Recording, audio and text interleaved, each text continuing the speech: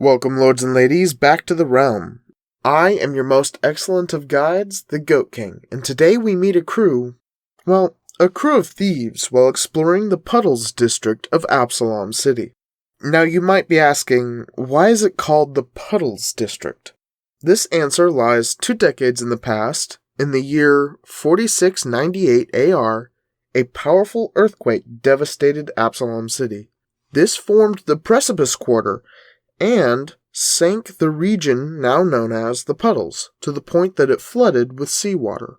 Now the whole area is subject to the tides of briny water and sewage. It is for this reason the young and agile prefer to travel by rooftop and bridge.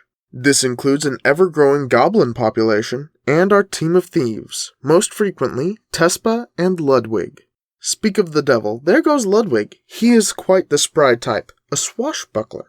As you can see, he's a half-orc, but don't let the stereotypes mislead you. His wit is without compare. Ludwig has a way of captivating those around him, a skill he refined, no doubt, due to his childhood on the streets.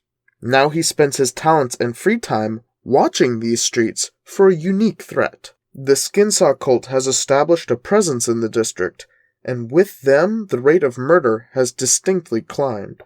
Many of their victims are taken to Razor Hall. Once a courthouse, it now stands in the waters as a temple to their dark god Norgorber. Despite their bloody activities, local law enforcement, the Mudruckers, refuse to take action. Unfortunately, this is of little surprise. The Mudruckers resemble an organized gang more than a group of civil servants. Their protection only goes to the few businesses able to pay their extortion money, and, of course, the few people of money and power who rule over the Puddles. Specifically, Hyjin Topkick, the captain of the watch, sole member of the district council, nomarch, dictator, and ruthless profiteer. Due to Topkick's influence, most businesses, and with them money, is managed through his headquarters, the Stilt House. Even if Topkick's home is high above the tide, not even the most honest work escapes his reach. The Salvage Guild are forced to pay a hefty 20% tax on what little washes in with the tide. Unofficial salvage, however, can sometimes escape this tax. Under the cover of night, the desperate brave the danger to scrounge tax-free salvage from the little inner sea, a long since flooded park. Another member of our thieving crew is often found here in his free time. Abranet Len, or simply Net, is a colorful and surprisingly sneaky gnome alchemist. While he is too short to make much headway salvaging for himself, he pays a comparatively pretty copper on salvage. Net tinkers with a great many projects fueled by this source of scrap, but most of the scrap Net buys isn't for personal use. Net is the first link in a chain that smuggles the most valuable bits out of the district and past Topkick's taxes. This smuggling often relies heavily on the nearly unmapped labyrinth of tunnels known as the siphons. How the siphons are kept drained, I can't say, but the clever and free-spirited make use of these tunnels.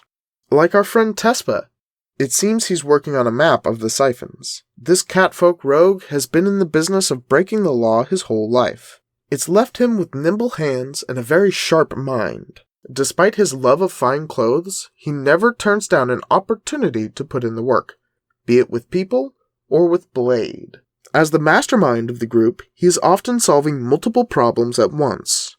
Take this map, for instance. It not only helps Net with his smuggling operation, but it provides the basis for Tespa's plan to establish an underground railroad, freeing would-be slaves from the Brine.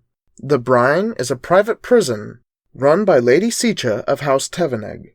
If that wasn't dire enough, the lady is also the trademaster of the Salt Cartel, a slaving operation fueled by the prisoners of the Brine. Hagen and Sicha hold an uneasy truce, neither willing to stand up against or support the other's crimes. But these two titans of corruption don't mean the Puddles are without hope. The consulate of the Platinum Band stands in worship of Apsu, and its workers regularly volunteer to help rebuild homes. Pure Water Home is an orphanage run by Hope, a tough-as-nails Asimar woman. Yargos' mission was set up in honor and with the resources of Yorgos Gil, a famous elderly scholar originally from the Puddles. Most prominently, the mission provides much-needed medicine to treat the many waterborne diseases in the district. Help also comes from outside the district. The House of Healing in the Ivy District sends a raft with soup and novice clerics to aid the Puddles daily. Our group of thieves makes efforts to not harm these charitable works. Bartuk, last but not least of our group, especially makes sure to audit potential missions to ensure the group causes no unnecessary harm. Truth be told, the whole group benefits. The hideout and front for the group's activities, a barbershop, would attract too much attention if people started coming to them in greater numbers rather than relying on the charitable organizations. Unlike the personal projects of the others, Bartuk's efforts rarely pull them away from the shop. In fact, Bartuk is the primary owner of Stitch and Shave.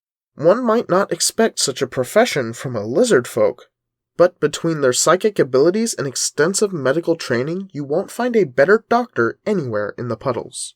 Net often acts as surgeon's assistant to Bartuk when the shop is open.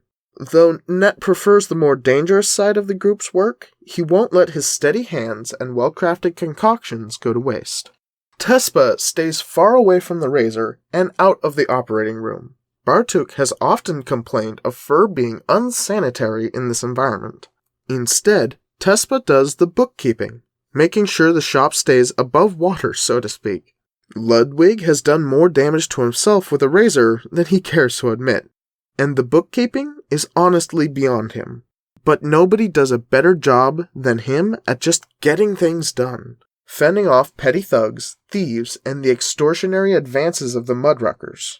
Ludwig does it all, sometimes with a clever word, sometimes with trickery, and sometimes with a lead rod. Running a barbershop allows them to help the people of the Puddles, mostly with medical aid, and disguise items being smuggled in and out of the district as simple supplies. They don't turn a profit, however. This is partly by design and partly a condition of the Puddles. Stitch and Shave needs to stay small. Small enough Hagen Topkick and his mudruckers don't try to take a cut, or worse, investigate what comes in and what leaves the small shop. They need to stay quiet and unknown, lest the Bloody Barbers take interest. The Bloody Barbers are an Absalom-wide thieves guild who primarily use barbershops as fronts.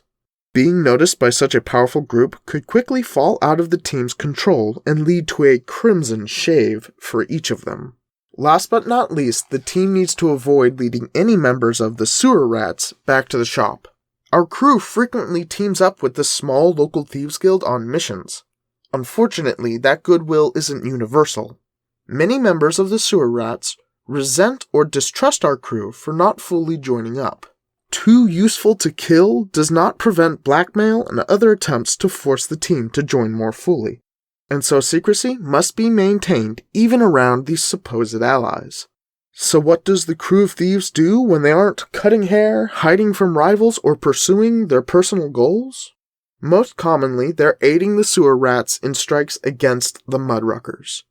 They also try to earn favor with the Goblin King's court, as Zuzgut, the self-proclaimed Goblin King of Absalom, attracts more and more young and goblin talent alike. But most daring and rare of all are their attempts to steal supplies and sometimes taxes passing through the Stilt House. Tespa, Ludwig, Net, and Bartuk lead lives of balancing risk, reward, and notoriety. But that concludes our exploration of the Puddles and this group of individuals. Their character sheets will be linked in the description. Feel free to take inspiration from them or to copy them wholesale. I only ask that you change their names before using them. Thank you all for visiting the realm. I have been your guide, the Goat King, and as always, travel with loyal companions.